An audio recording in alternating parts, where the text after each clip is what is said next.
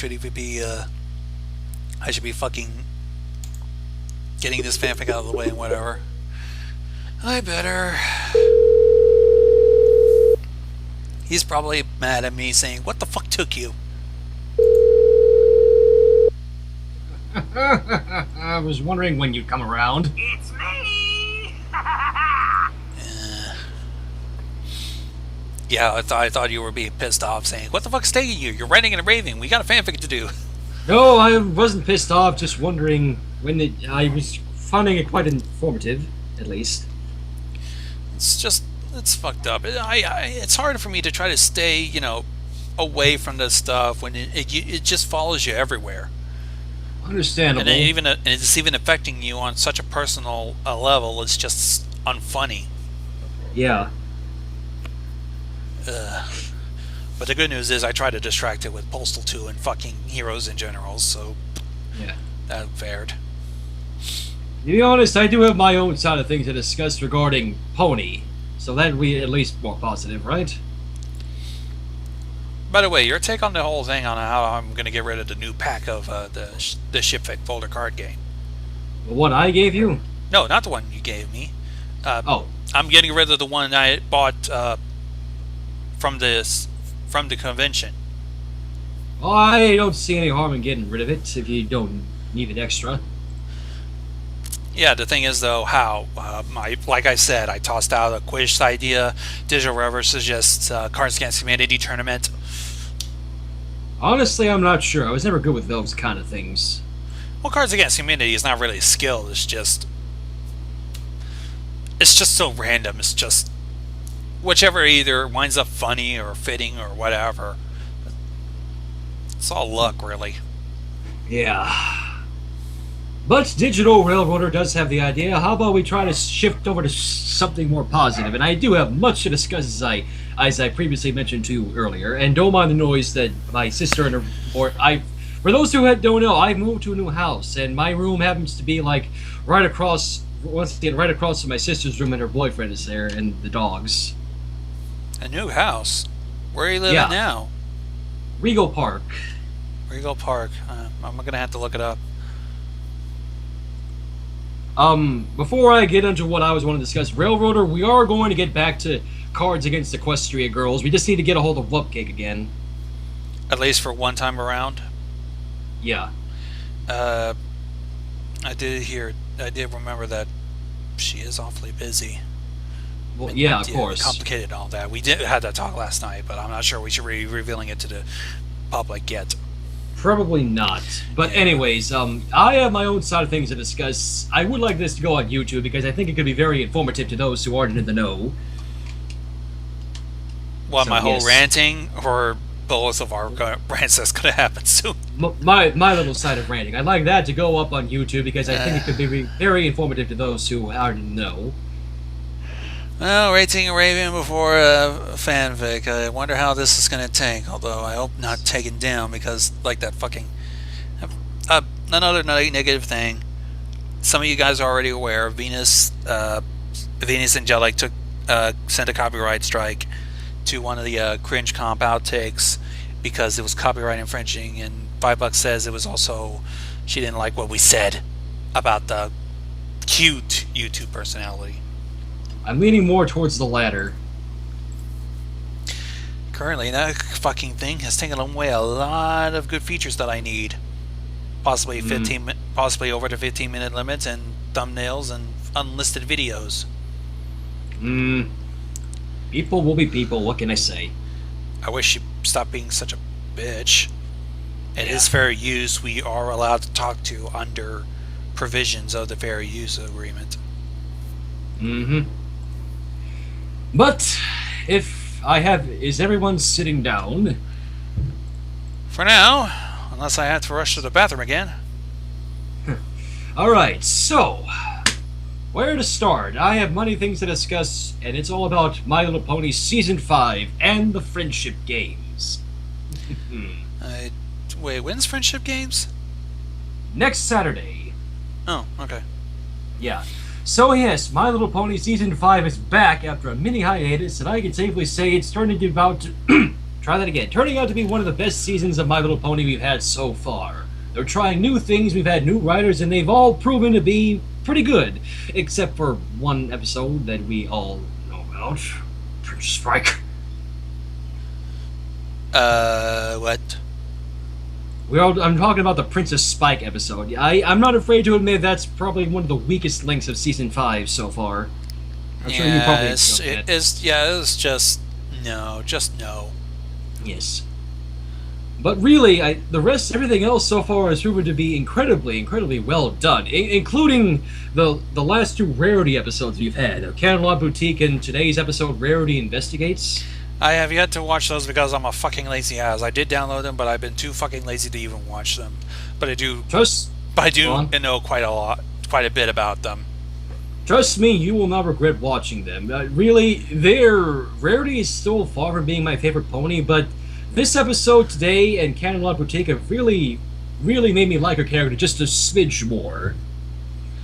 Yeah, Digital Railroader is not wanting spoilers yet, so... I'm not going to spoil anything. I'm just going to say I think we're really going to be in for a treat for the rest of this season, you know. We do have one more trifecta of Rarity episodes. It concludes next week, which ironically is when the Friendship Games premiere. So we basically have a new movie and a new My Little Pony episode. That's a double feature I'm all for. Oh boy. But yes, the next week's episode is another one of those episodes where two of the main six go to solve a friendship problem. The lucky two this time being Rarity and Applejack. Rarity shipping intensifies. Rarity supporters are time to speak up as now. Yes. But apparently we'll also be seeing Coco Pamel again, which would be very nice. Oh, nice. It's been a while since we last seen her. Yeah, that was back in season 4, was it, with Rarity Takes Manhattan? And she ended up appearing again in the season finale. The season finale after T-Rex defeat. I remember that. Yeah. But it was only small. Yeah. I have to say, some of the new writers are actually proving to be fairly well, especially given some of the backgrounds some of them have. Wait, what do you mean? I know. Let me see if I can remember. Two of the new writers that joined the staff had credits with Johnny Test. Just saying the name of that show out loud makes me cringe. Yeah, I know. Probably they've learned from their mistakes and have probably putting a lot more effort into them. Johnny Test was sounding more half-assed and shit. And then another two of the writers, both of them who wrote Castle Street Castle and today's episode, also had a hand on The Fairly Odd Parents and Tough Puppy and The Mighty Bee. Two of those shows I actually enjoyed. One of them... Mighty Bee was meh. Tough Puppy I did see. It's okay. I was mostly because Jerry Trainer was in it, and I've loved him ever since I watched both iCarly and Drake and Josh. No, those I haven't saw. I'm not sure about them. Mighty Bee I enjoyed. Tough Puppy was good. Fairly Odd Parents has kind of gone to shit lately, like another Nicktoon I haven't known. Yeah, I don't think it bears to say. I think everybody will probably know at this point.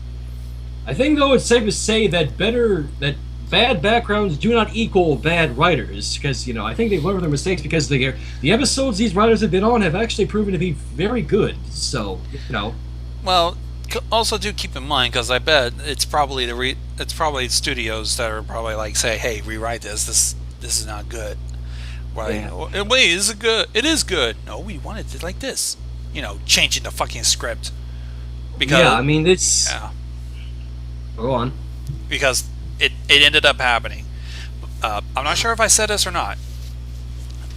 But The Last Airbender, it wasn't entirely Shyamalan's fault. Yeah. Yeah, for those who, have no idea, Shyamalan wanted to go with the cartoons, but the studio was like, no, we're changing this up. Yeah, that I did not know. Yeah, the studio editors decided to come in, redone everything, and Shyamalan was like, oh, fuck, you ruined this shit. I know this show, it's not like that. But the studio editors was like, no, fuck you, we know what we're doing. Which clearly didn't. Yes. Well, I have many... So, Season 5 is doing so far, and now to the other part of the thing is the Friendship Games. Oh, I have much to discuss, and before anybody asks, yes, I will most likely be appearing on stream again to talk about it after I've watched it, so I'll probably have a lot more to say about it then, but for now I like to just lay my cards on the table with what I've seen about it so far. Well, we pretty much saw a lot of trailers, so...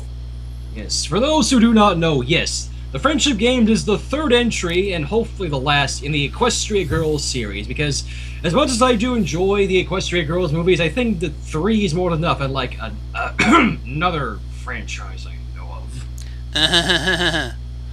How about the couple of mini franchises that went through more than 3 movies? Yeah, you know what I mean. But yes, yeah, totally. Talking about the Friendship Games, I think this... I can't believe I'm saying this. I think this movie can actually top Rainbow Rocks, and I didn't think such a thing would be possible. For everything I'm seeing so far, it might just fucking happen. But still, Friendship Games does not have cute Sunset. Yes, we have... it's no longer... It's a reformed Sunset Shimmer now. It's actually ironic because this leads to a point. This movie appears to have a role reversal from the first Equestria Girls, and when I say that, what I mean is, when we compare and contrast it, in the Friendship Games, instead of Twilight Sparkle pursuing Sunset Shimmer, or a bitter Sunset Shimmer, now in the Friendship Games we have a reformed Sunset Shimmer against a bumbling yet possibly sinister human Twilight, as if you remember. Yes, the ending of the end credits of Rainbow Rocks actually had a purpose. Because, yes, the human world does indeed have their own Twilight Sparkle. Yeah, but she's like completely... I don't even know why. It's almost like What? Twilight. It's almost like the actual Twilight Sparkle from the start of the series, except a little different. I don't know why. That is what I'm hoping to discuss. I'd like to break her character down a bit. So yes, this human Twilight, I've begun referring to her as Alpha, and I will continue to refer to her as Alpha until after the Friendship Games is finished, because, frankly, if I called her Twilight, it would be a bit confusing. Wouldn't it? Alpha Sparkle. I didn't think of that, but... So yes, Alpha appears to be a complete doppelganger of our Princess Twilight, only she seems to be a bit more bumbling and much more fixated on magic, if the ending of the end credits of Rainbow Rocks was not any indication. She's like a fucking conspiracist for some reason. I guess she's probably the kind of person who probably dwells in the debate vent and rant about 9/11 conspiracies if she were to give it a chance. Oh my goodness, yes. I mean, the trailers have all shown, I mean, besides the fact he's obsessed with magic, he also goes to the rival school that Canterlot High is going up against in the Friendship Games, that being Crystal Prep, which is pretty suspect already. But yeah, she's shown to be completely obsessed with all the magical occurrences that have been happening at Canterlot High, namely the thing with the sirens and Sunset Satan getting blasted by the human elements of harmony. Yikes, this all fucking happened because Sunset wanted to fucking get a throne. Maybe she should have actually just stayed on course instead of like... It's actually funny how one of the songs that I've seen will be in Friendship Games actually directly references both of the major conflicts from the other 2 Equestria Girls movies. As I said, Sunset Satan and the Sirens. The song actually directly references both of those instances, and yeah. And also, why are Sunset's colors muted in the new movie? I didn't say anything different like that. But Railroader, you're actually kind of close. Alpha is... I'd say Alpha is kind of more like how Twilight was in the first Equestria Girls, when she first entered the human world. Yeah. And the thing about this Alpha is that I am so conflicted about her character, mainly how to feel towards her, if you get my drift. And when I say that, I mean it's like... How do I explain this? Her character just seems to be hiding something, and I wouldn't have known more about it if I hadn't have seen the recent string of clips from the movie that the Shout Factory recently put on their YouTube. It seems that Alpha is hiding something that we don't know, and it all has to do with this this pendant thing that she seems to wear around her neck. I wouldn't have known what it was until I saw one of the clips Shout Factory put up, and she, spoiler, says that this pendant thing is a device that will allow her to basically siphon the magical energies that are going off around Canterlot High. So that's kind of suspect already. Why is she trying to take the magic from a high school?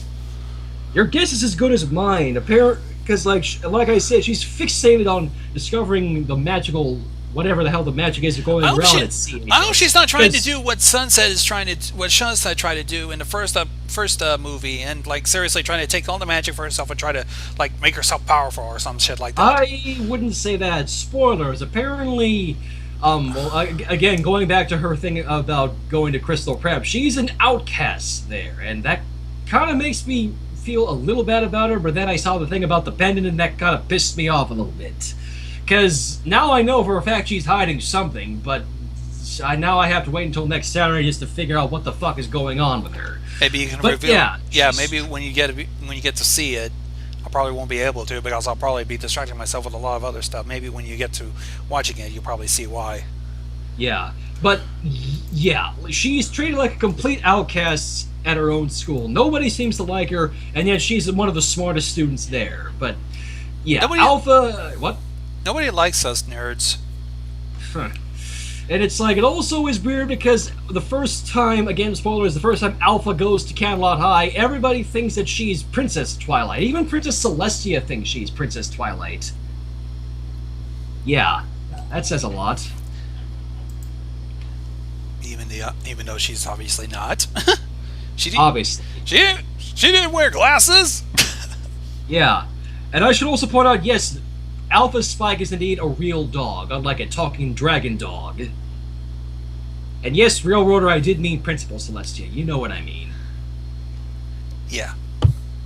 And it's like, again, going back to this pendant thing that Alpha has, like I said, supposedly its purpose is to try and capture some of the magic that's that's going on around Canterlot High. In fact, in one of the preview clips, it actually Alpha is shown to clearly get close to the portal and almost enters it because she is able to find the magic there with one of her gizmos or gadgets or whatever the fuck it was she used to scan the portal. And it was only Sunset Shimmer's noticing her that chased her off, so I can only wonder what would have happened if she actually fallen through the portal. Huh. You think she would have seen our Princess Twilight? Or probably implode because of the pony paradox? Well, then again, wait a minute. There was no imploding of the universe when that Twilight entered their world, even though that Twilight is... even though Alpha was already there and Twilight was just entered there, so there was no imploding of the universe or something like that. So... Yeah. But yeah, Alpha is, as I said, is trying to siphon the magic, and it also leads to... As it would seem, it seems the Friendship Games actually once again focused a lot on Sunset Shimmer, as most of Rainbow Rocks was as well, because Vice Principal Luna, after one of the songs, comes to Sunset and explains that she is being tasked with keeping magic out of the Friendship Games, so it doesn't seem Canterlot High is cheating, which makes sense, I suppose.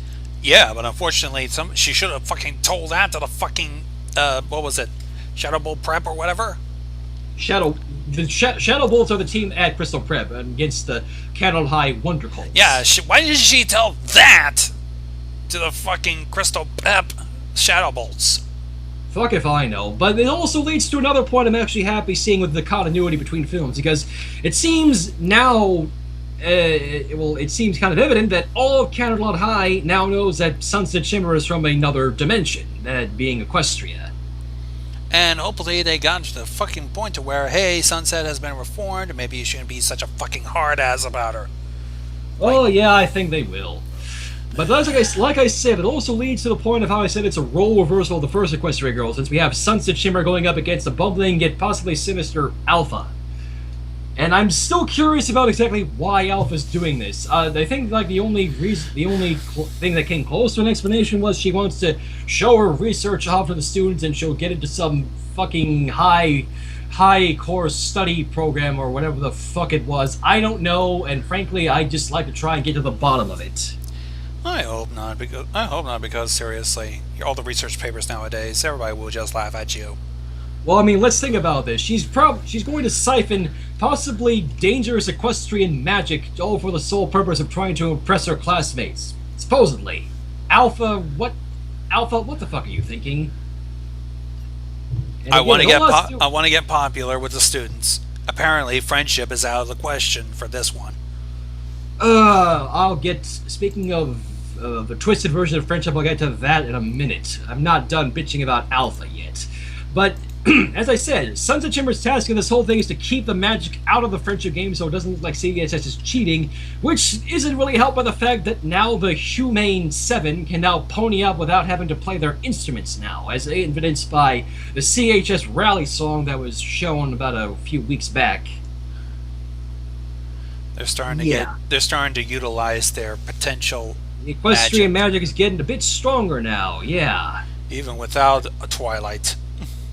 Or their instruments. Like I said, they can pony up now without having to play their instruments, unlike Rainbow Rocks.